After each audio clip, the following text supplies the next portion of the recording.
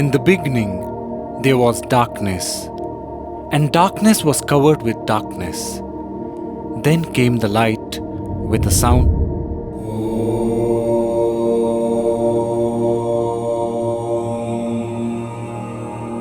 And Om gave rise to words or knowledge which got compiled as the Vedas. In the hierarchy of Vedic knowledge, there are 4 Vedas: Rig Veda, Samaveda, Yajurveda and Atharva Veda. Then comes 4 Upvedas or Sub-Vedas, 6 Upangas or components, and then 6 sub-components, out of which 1 is Yoga. There are several types of yoga as well, like Jnana Yoga, Bhakti Yoga, Karma Yoga, Hatha Yoga, Raja Yoga, Mantra Yoga, Shiva Yoga, Nada Yoga, Laya Yoga, and many more. Rig Veda is one of the most sacred and the oldest books of human history. It is about 8 to 10,000 years old, and yoga is a part of this Vedic literature. Maharishi Patanjali, considered to be the authority on yoga, propounded yoga nearly 5,000 years ago.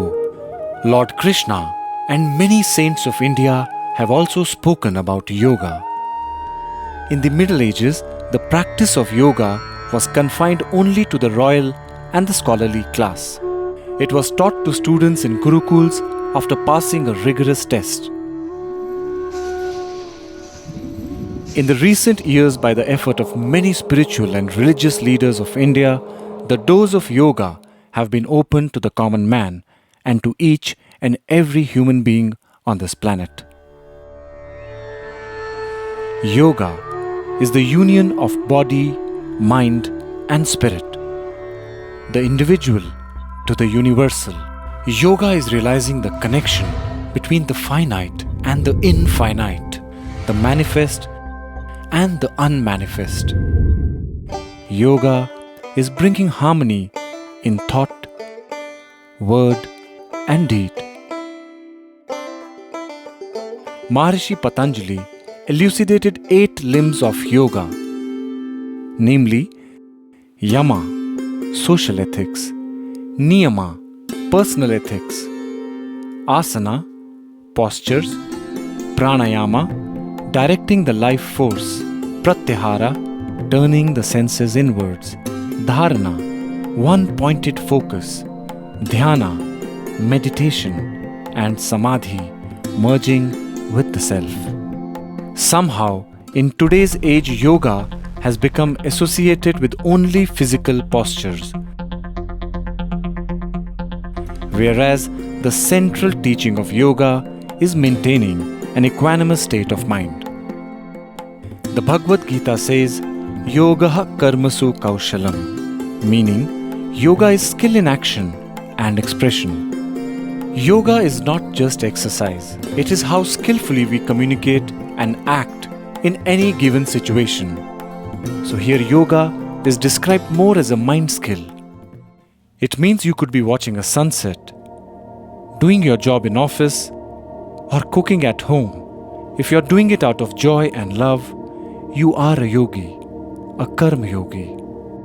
The same action devoid of any love or care is not yoga. Krishna says in the Bhagavad Gita, Samatvam yoga uchyate. Equanimity in the mind is a sign of yoga. The ability to remain centered in adverse situations is yoga. Whatever brings us back to our nature, which is harmony and joy, is yoga. While postures make the body healthy, pranayama and meditation take the mind deep within. Uniting diverse aspects of life, of existence, is yoga. See, every baby is a yogi.